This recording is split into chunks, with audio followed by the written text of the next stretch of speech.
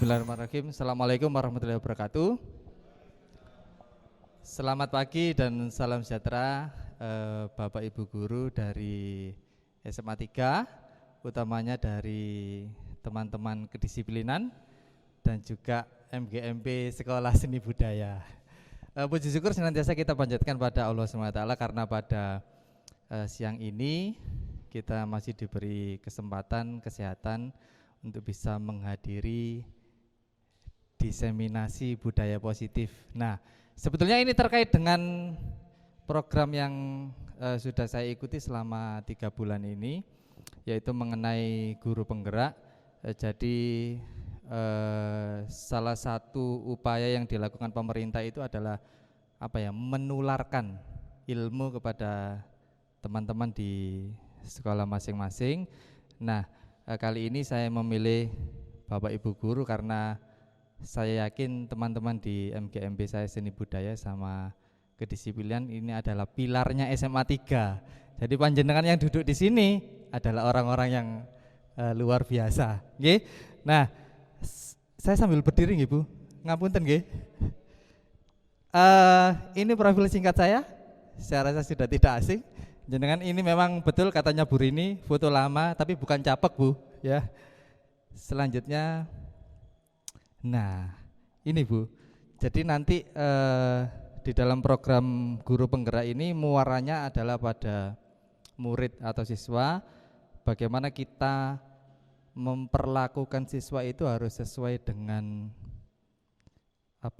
latar belakangnya, seperti yang disampaikan Ki Hajar Dewantara. Tujuan pendidikan Indonesia adalah menuntun segala kekuatan kodrat yang ada pada anak-anak dan seterusnya bla bla bla bla. Jadi pada intinya apalagi anak usia SMA, anak itu bukan seperti kertas kosong yang kita bisa menggambar seenaknya, tapi mereka itu sudah punya latar belakang yang harus kita kuatkan. Nah, materinya yang akan saya sampaikan hari ini cukup banyak, ada 8 poin. Jadi monggo nanti kita bisa sharing mengenai budaya positif di sekolah ini apa saja yang sudah ada, kemudian kalau yang sudah ada bagaimana kita cara menguatkannya dan lain sebagainya, seperti itu nggih. Yang pertama mengenai perubahan paradigma belajar. Lah ini Bapak Ibu Guru, saya pribadi selama ini sepertinya memahami atau menerapkan paradigma yang meleset sebelum saya mempelajari modul ini. Jadi pemahaman saya, murid itu adalah anak yang bisa kita suruh semau gurunya. Jadi gurunya ingin A, ya dia akan ngikut, gurunya ingin B, dia akan ngikut. Tetapi setelah saya memahami modul ini, ternyata semua itu hanyalah bayangan atau ilusi. Jadi yang pertama, ilusi guru mengontrol murid. Nah, seperti itu pada dasarnya kita tidak dapat memaksa murid untuk berbuat sesuatu jika murid itu tidak memilih untuk melakukan. Selama ini kalau saya pribadi itu agak maksa memang ketika memberikan tugas apa, misalkan anak disuruh bermain musik, padahal anak itu sebenarnya minatnya di tari. Tapi saya memaksakan bahwa anak harus bermain musik, sebetulnya itu adalah paradigma yang kurang tepat. Kemudian yang kedua, ilusi bahwa penguatan positif efektif dan bermanfaat. Maksudnya adalah penguatan positif atau bujukan adalah bentuk kontrol. Segala usaha yang mempengaruhi murid agar mengulangi suatu perilaku tertentu adalah suatu usaha untuk mengontrol murid tersebut. Jadi kita punya power untuk memerintah murid, padahal murid sebetulnya mempunyai interaksi atau memiliki keinginan sendiri untuk melakukan sesuatu. Yang ketiga, ilusi bahwa kritik dan membuat orang merasa bersalah dapat menguatkan karakter. Menggunakan kritik dan rasa bersalah untuk mengontrol murid menuju pada identitas gagal. Jadi ketika murid itu salah mengerjakan soal atau kurang baik dalam membuat karya, kita cenderung menyalahkan muridnya, bukan kita mengoreksi kira-kira perintah kita yang terlalu berat atau terlalu ringan seperti itu. Yang terakhir, ilusi bahwa orang dewasa memiliki hak untuk memaksa.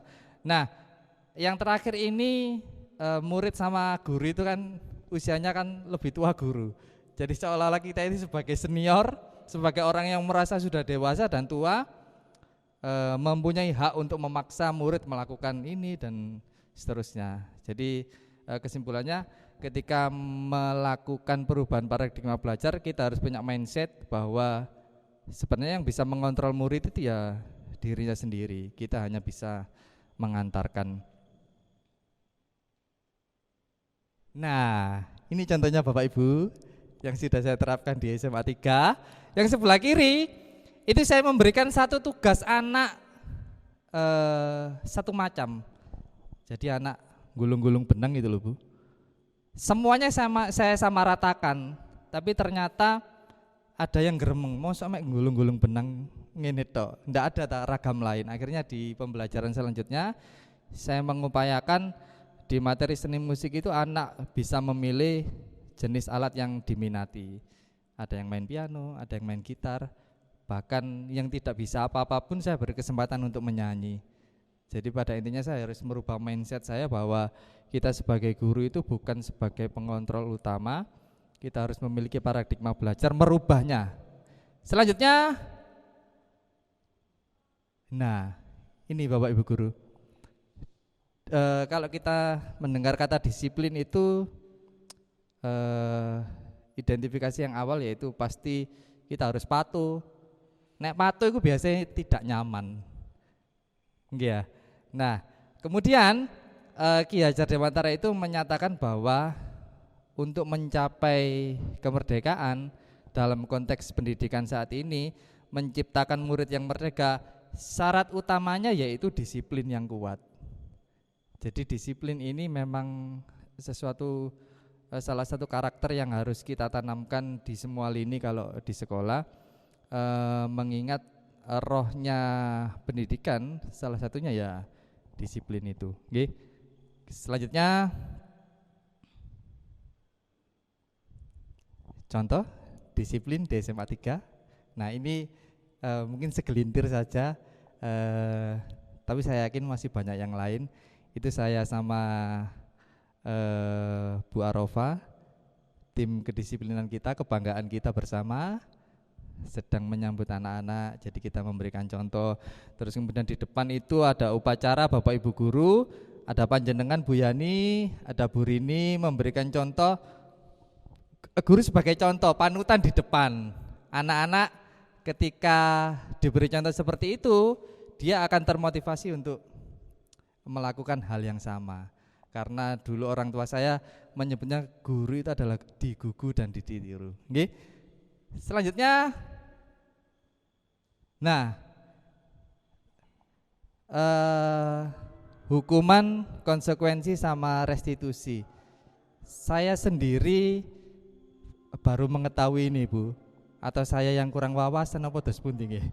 Karena selama ini saya selalu menerapkan dua, hukuman sama konsekuensi ketika menghadapi kasus di sekolah. Bedanya seperti ini, kalau hukuman itu adalah bentuk tindakan. Biasanya anak kalau dihukum itu akan mangkel. Kalau konsekuensi, kita sudah ada kesepakatan dengan siswa. Kalau enggak masuk 1 hari nanti konsekuensinya ini, enggak masuk 3 hari konsekuensinya ini.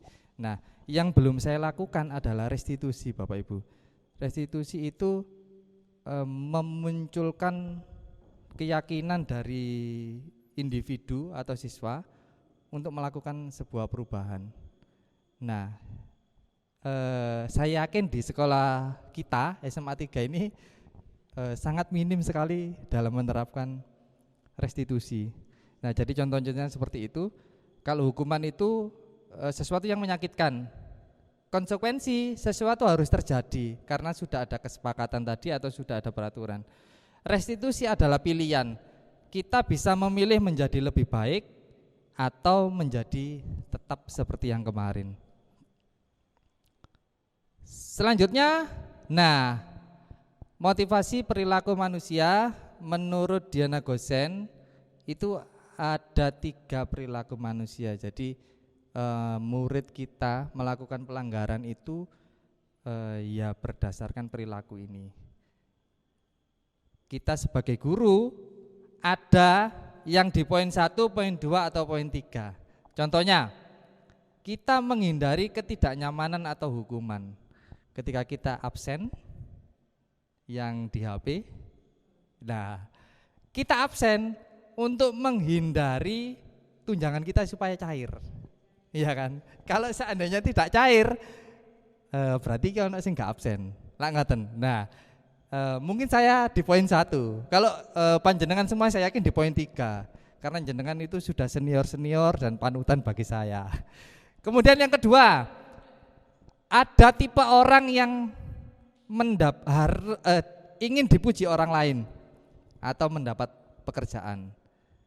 Contoh, misalkan di dalam kegiatan wisuda atau upacara hari Senin, ada nyun sewu, Bapak Ibu guru itu yang memang masang diri supaya dipuji sama teman-temannya. Saya yakin anak-anak juga ada yang seperti itu, tergantung kita memilih di posisi yang mana. Nah, di posisi yang ketiga, ini adalah posisi yang paling tepat karena kita sebagai guru mengupayakan untuk memberikan contoh terhadap anak.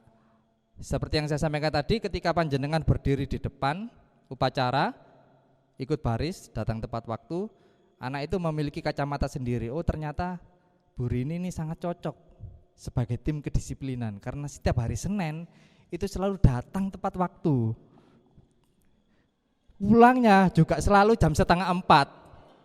Nunggu sekolah sepi, luar biasa. Nah, jadi seperti itu. Saya yakin teman-teman di sini punya keyakinan seperti itu. Contoh-contoh yang baik, nilai-nilai sederhana yang ditanamkan. Setiap jam 11:30 langsung sholat. Nah, ini adalah salah satu upaya ketika panjenengan menerapkan yang poin ketiga tadi. Nah, ini kebutuhan dasar. Setiap manusia itu melakukan tindakan sesuai dengan kebutuhannya. Kebutuhannya sudah terpenuhi apa belum? Ke sekolah sering datang terlambat, ternyata jalan kaki, ya berarti kan butuh kendaraan. Salah satu solusinya utang koperasi, lah ngeten Bu, tumbas sepeda motor ya. Nah, korelasinya sama ini, kebutuhan dasar ketika murid melakukan pelanggaran atau melakukan penyimpangan sebuah tindakan itu pasti didasari oleh 5 hal ini.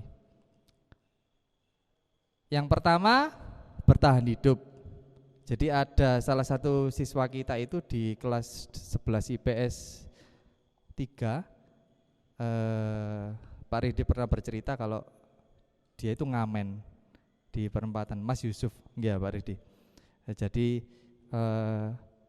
dampaknya ketika sekolah dia sering terlambat, terus kemudian bajunya sering gak setelikoan dan lain sebagainya, ya karena sebetulnya dia masih dalam tahap pertama, yaitu untuk memenuhi kebutuhan hidup. Yang kedua, kasih sayang dan rasa yang diterima. Nah, ini yang agak berat Bu, karena berhubungan dengan kasih sayang.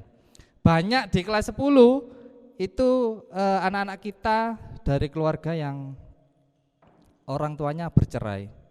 Rata-rata yang orang tuanya bercerai itu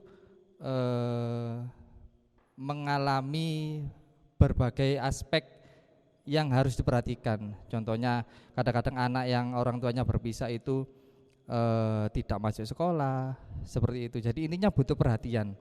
Yang ketiga, tentang kebebasan, bukan yang kebebasan yang bebas terus tidak sekolah, kemudian seperti apa, bukan, tetapi kebebasan di sini adalah seperti yang sampai saya sampaikan di awal. Jadi kita sebagai guru itu memiliki kapasitas hanya untuk mengantarkan, tidak bisa menekan. Ketika kita menekan anak untuk mengerjakan PR matematika, harus betul, seperti itu. Nah, kadang-kadang anak itu berontak Bu, butuh bebas. Sakjane kapan sih aku gak dikasih PR matematika. Nah, seandainya dikasih PR, mbok soalnya ojo akeh-akeh, ojo 10, telu ae. Nah, itu curhatannya anak-anak Bu Rini. Oke, kemudian kesenangan. Kebutuhan dasar manusia untuk mencari kesenangan, berkumpul dengan temannya, terus kemudian Di tugas-tugas tertentu anak itu selesai hanya di mapel A, mapel B dan seterusnya, tapi di mapel lain ya karena anak itu memiliki kecenderungan untuk memenuhi kebutuhan dasarnya mana yang disenangi. Nah, kemudian yang kelima, nah penguasaan. Jadi anak yang cenderung pinter itu biasanya cenderung menguasai. Jadi butuh pengakuan bahwa oh si A ini memang mahir dan lain sebagainya seperti itu. Selanjutnya, nah ini Bu, posisi kontrol yang saya sampaikan tadi ada penghukum, konsekuensi sama restitusi. Ini adalah sebuah pendekatan ke anak ketika kita menangani sebuah kasus. Sampai hari ini ketika saya menjadi seorang guru, saya itu cenderung di poin ketiga Bu. Padahal idealnya itu ada di poin ke-5. Nanti akan saya sampaikan satu-satu. Ini sangat menarik karena ini akan terus kita lakukan selama kita sebagai pendidik ataupun di luar pendidik. Yang pertama adalah menurut Diana Gosen itu ada 5 penghukum.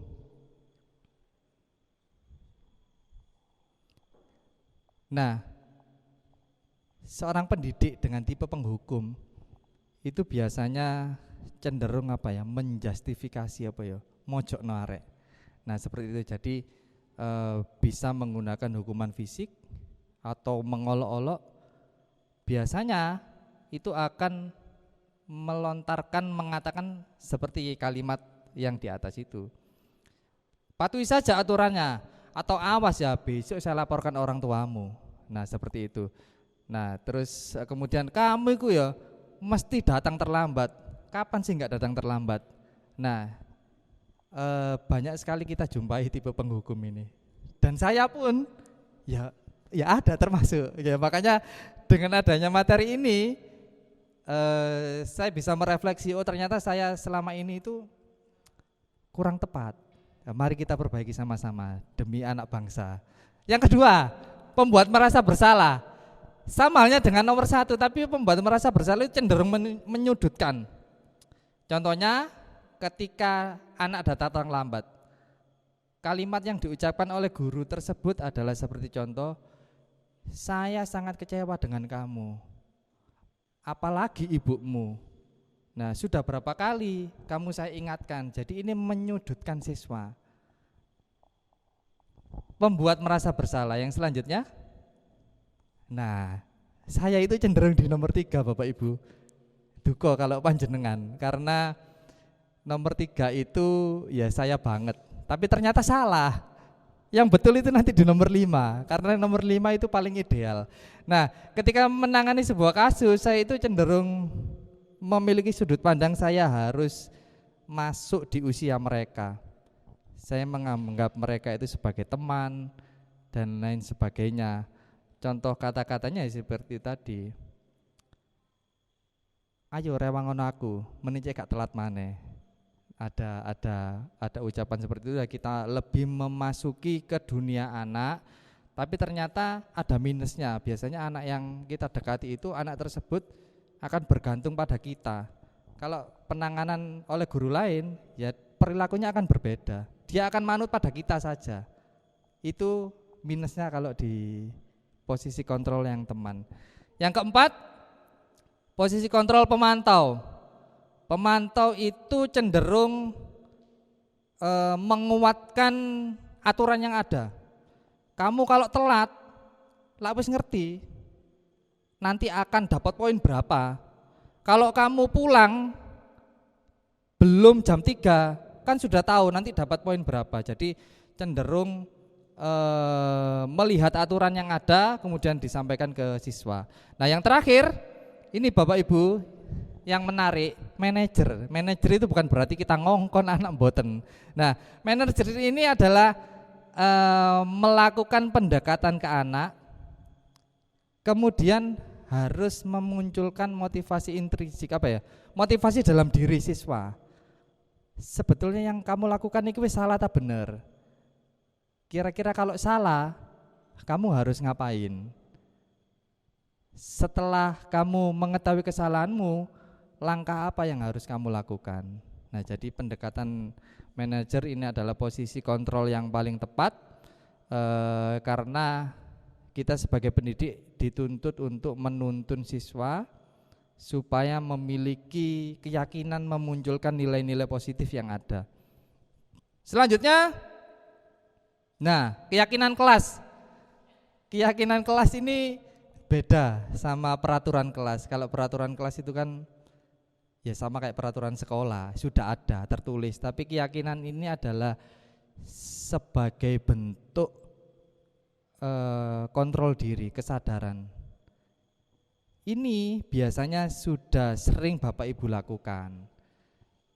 Engko nek jamku rek, ojo sampai telat ya. 5 menit sebelum saya datang kalian sudah harus siap. Nah, itu hanya perlu jenengan sampaikan di awal pembelajaran saja, tapi di selanjutnya anak-anak itu sudah memiliki keyakinan, oh nanti kalau jamnya Bu Necun berarti aku wis kudu teko jam 09.00 rek sebelum Bu Necun datang. Nah, jadi keyakinan itu adalah memunculkan nilai-nilai pada dalam diri peserta didik supaya melakukan hal yang lebih baik. Selanjutnya, nah ini segitiga restitusi. Ini sebuah bahasa yang luar biasa. Saya sendiri baru tahu bagaimana kalau kita menangani kasus di sekolah. Selain sebagai kontrol manager tadi, kita harus menerapkan ini, ada tahapannya Bapak Ibu. Jadi anak itu harus ditanya seperti apa. Nah, ini gambarnya, tahapannya yang ke-1 adalah ini. Menstabilkan identitas anak. Jadi kita sebagai pendidik itu harus melakukan hal ini di tahap awal sebelum memancing anak untuk memberikan solusi-solusi secara intern tadi. Bagian dasar dari segitiga bertujuan untuk mengubah identitas anak dari orang yang gagal karena kesalahan menjadi orang yang sukses. Contohnya kita bisa menanyakan ke anak-anak dalam satu kasus, misalkan tidak mengikuti upacara. Anak punya alasan tidak mengikuti upacara misalkan karena tidak membawa dasi. Ya kita harus melontarkan pertanyaan yang secara wajar seperti itu. Berbuat salah itu enggak apa-apa, karena kamu kan untuk menghindari hukuman. Yang kedua, semua orang itu juga pernah melakukan kesalahan. Kalau konteksnya upacara, kita bisa menguatkan anak. Saya dulu sebagai murid ketika sekolah juga pernah tidak melakukan upacara. Jadi memancing kedekatan anak-anak supaya anak itu stabil identitasnya. Yang kedua, validasi tindakan yang salah. Jadi mencari kesalahannya. Oh ternyata kesalahannya sudah ketemu. Terus setelah itu bisa kita kuatkan. Contoh pertanyaannya, untung saja kamu tadi hanya tidak ikut upacara, padahal sebetulnya kamu bisa membolos sekolah. Jadi memvalidasi tindakan anak itu bahwa salah dengan memancing anak dengan cara-cara yang lebih ekstrim. Contohnya misalkan seperti yang upacara tadi. Misalkan anak tidak mengerjakan PR. Untung saja kamu tidak mengerjakan PR, tetapi masih di kelas, tidak keluar kelas. Padahal sebetulnya kamu bisa tidak mengikuti pelajaran saya. Jadi memberikan gambaran anak ternyata bisa melakukan tindakan yang lebih parah dari apa yang dilakukan. Tetapi pada intinya hanya untuk sebatas memvalidkan bahwa tindakanmu ini salah. Yang terakhir, nah ini Bapak Ibu, menanyakan keyakinan, maksudnya adalah memunculkan nilai-nilai positif yang ada pada anak. Jadi kalau anak sudah tahu bahwa tidak mengerjakan PR, seharusnya apa yang kamu lakukan? Ya kudune PR itu kan digarap di rumah, kemudian tidak dikerjakan di sekolah, jadi seperti itu. Jadi pada intinya dalam menangani sebuah kasus idealnya itu ada 3 tahapan tadi. Saya yakin panjenengan semua pernah menangani sebuah kasus tapi hanya menerapkan di poin 2 saja atau poin 1 saja, sama seperti saya. Nah, saya banyak belajar dari modul ini. Dalam menanggapi sebuah kasus intinya kita harus menguatkan anak untuk memunculkan nilai-nilai positif yang sudah ada. Seperti tadi Bapak Ibu, ini contoh yang sudah saya lakukan di sekolah. Nah, saya akan menayangkan sebuah video. Video ini saya dokumentasikan ketika menangani sebuah kasus. Kebetulan kasus yang saya pilih adalah yang sering kita jumpai.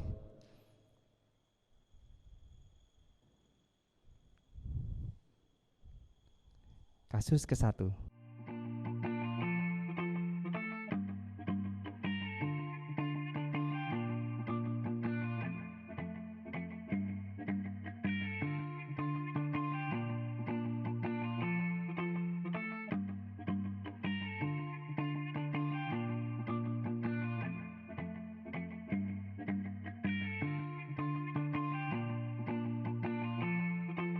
Lah, pacar, kamu kok di sini? Kok nggak ikut pacaran malah main game? Iya Pak, maaf. Ayo, ikut orang saya sekarang.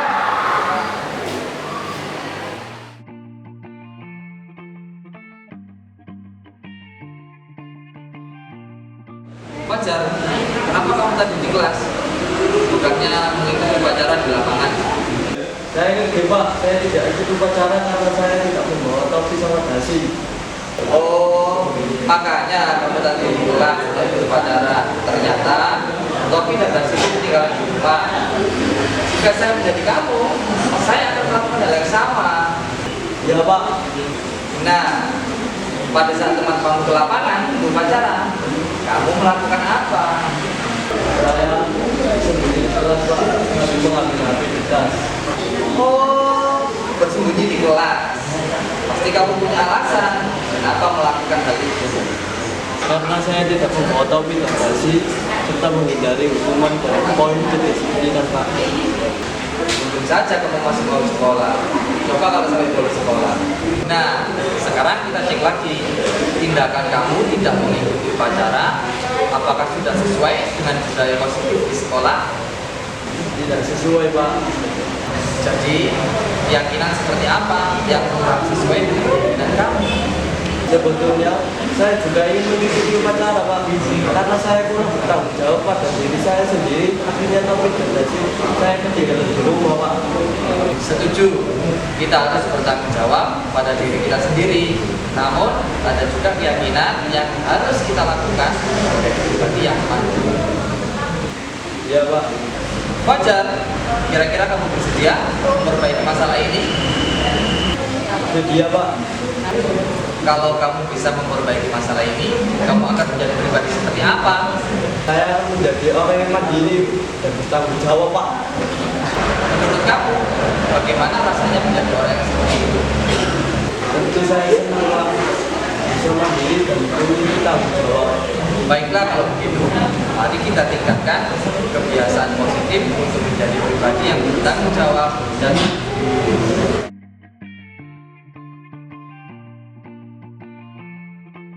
Assalamualaikum warahmatullahi wabarakatuh. Halo, nama saya Fajar Asmiansa. Dengan kasus ini, saya belajar banyak tentang bertanggung jawab dan karakter mandiri, serta saya bisa menerapkan budaya positif di sekolah. Terima kasih.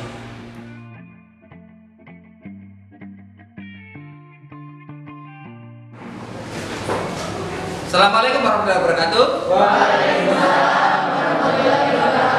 Selamat pagi anak-anak. Pagi. Hari ini kita akan belajar tentang seni musik. Tetapi sebelum masuk materi, kita akan menyanyikan lagu Laskar Pelangi secara bersama-sama. Bisa kan? Bisa.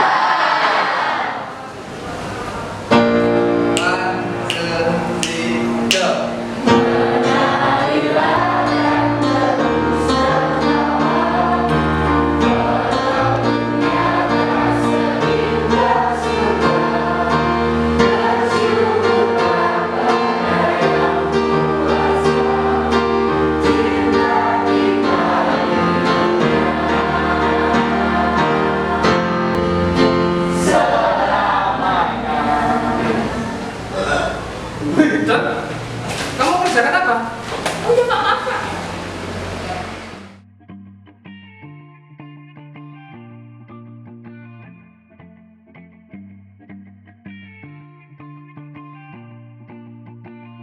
Selamat pagi, Dona. Iya Pak. Saya lihat tadi ketika mata pelajaran seni musik, teman-teman bernyanyi semua. Kamu sepertinya sibuk. Kamu sedang mengerjakan apa? Maaf Pak, tadi saya mengerjakan tugas sejarah karena tadi waktu jamnya sejarah terus saya belum selesai Pak. Oh begitu. Oh, makanya kamu sibuk sekali. Ternyata melanjutkan tugas sejarah. Saya juga pernah melakukan kesalahan yang sama. Jadi ketika tugas menumpuk, saya mencuri-curi waktu untuk menyelesaikan tugas tersebut. Nah, pada saat teman-temanmu mengerjakan tugas sejarah sebelum jam pelajaran saya tadi, apa yang kamu lakukan? Saya menggambar pola latte sama mencari gerakan buat lomba dance Pak. Oh, ternyata kamu akan mengikuti lomba dance. Kapan dilaksanakan lomba itu? 2 minggu lagi Pak, tapi kan kita tim dance juga harus mempersiapkan untuk lombanya juga. Oh, gitu ya. Berarti kamu sibuk sekali, aktivitasmu banyak sekali. Untung saja kamu tadi masih mau mengikuti pelajaran saya. Padahal seandainya kamu bolos dari pelajaran saya juga bisa. Nah, sekarang kita cek lagi tindakan kamu tadi mengerjakan tugas sejarah waktu jam pelajaran saya. Apakah sudah sesuai dengan keyakinan kelas? Tidak sesuai Pak. Jadi, keyakinan kelas apa yang seharusnya kamu lakukan? Menghormati dan menghargai orang lain Pak. Serta memperhatikan apa yang disampaikan guru Pak. Dan memperhatikan guru ketika menjelaskan. Kira-kira kamu bersedia memperbaiki masalah ini? Kalau kamu bersedia memperbaiki masalah ini, kamu akan menjadi orang seperti apa? Saya akan menjadi pribadi yang bisa menghargai dan menghormati orang lain. Menurut kamu, bagaimana rasanya menjadi orang seperti itu? Senang Pak, karena bisa menghormati dan menghargai orang lain. Baiklah kalau begitu, mari kita tingkatkan kebiasaan positif untuk menjadi pribadi yang bisa menghormati dan menghargai orang lain.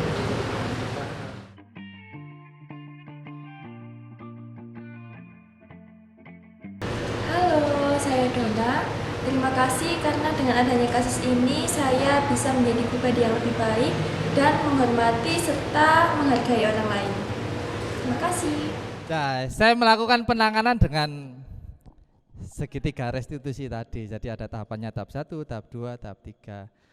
Intinya dalam penerapannya itu Bapak Ibu, yang penting bagaimana kita memunculkan nilai-nilai yang positif di anak itu.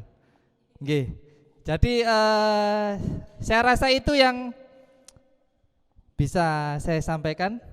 Monggo panjenengan kalau ingin bertanya mengenai materi tadi, sebetulnya ini kebiasaan yang sudah kita lakukan selama ini, tapi perlu penguatan karena kalau ndak diingatkan, gak dielingno, itu mesti ndelewer lah ngoten nggih. Monggo, ada yang bertanya? Tidak ada. Oh, luar biasa jenengan berarti Kak. Oh, banyak sekali ya. Silakan Pak Ridi.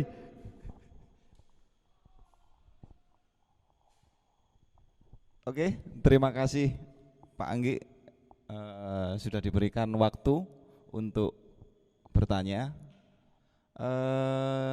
Sedikit pertanyaan untuk materi yang disampaikan tadi, bahwasannya ada yang namanya apa ya? Saya tulis di tangan ini, menerapkan keyakinan.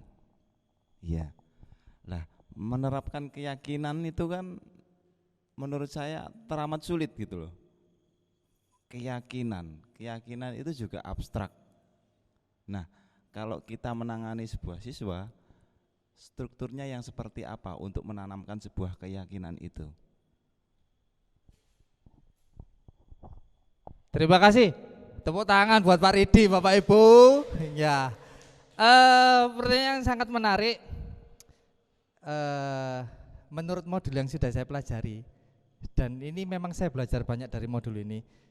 Sebelum kita menanyakan keyakinan anak mengenai hal-hal yang positif, kita harus tadi yang pertama melakukan mengidentifikasi tindakan yang salah. Jadi kita harus memberikan gambaran pada kamu salahnya di sini, di poin ini. Setelah itu, yang kedua yaitu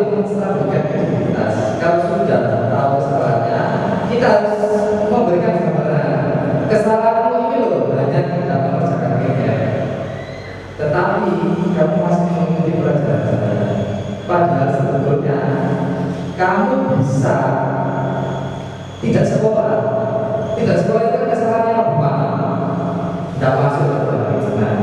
Jadi dengan cara seperti itu runtutannya baru kita bisa menanyakan keyakinan lagi, mendekati Allah. Nah, memunculkan keyakinan yang memiliki nilai positif. Kira-kira seperti ini. Oke. Satu lagi pertanyaan, karena setelah ini kita akan Bapak Saudara rencananya ke Lombok. Kalau boleh agak dalam ini.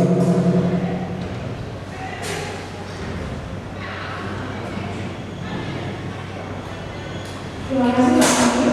Pertanyaan saya adalah setelah melakukan budaya positif ini, dampak apa yang dirasakan oleh anak-anak dan Pak Amir sendiri?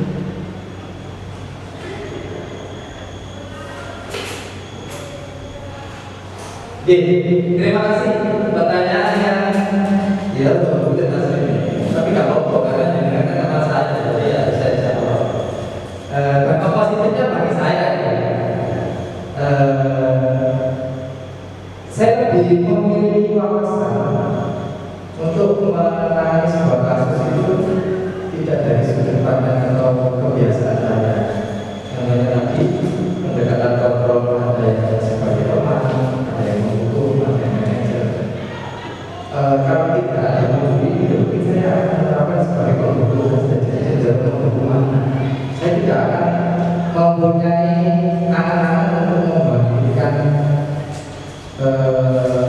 nilai-nilai yang positif yang ada pada.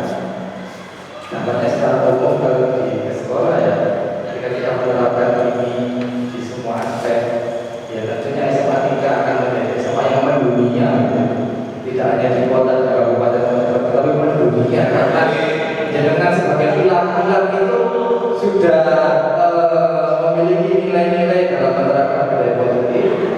Anak memiliki sosok yang patut dicontoh, makanya tadi bahasa saya setelah mendunia karena memiliki SDM seperti yang luar biasa, seperti Bu Yani, Bu Senior, kemudian prestasinya juga luar biasa dalam memajukan anak di sekolah, seperti itu. Nah, ini masih satu aspek. Bu Rini ini memiliki jiwa kewirausahaan yang tinggi dalam mengelola korporasi, jadi kalau disatukan, semakin akan menjadi pendunia besar. Ya, Buleka ini meloloskan anak olimpiade tingkat nasional. Bunda itu sebagai konseptor karnaval 17-an. Paridi ini sebagai desainer untuk membantu Bunda kita. Jadi saya rasa seperti itu, Bapak Ibu. Terima kasih atas waktunya. Kurang lebih kami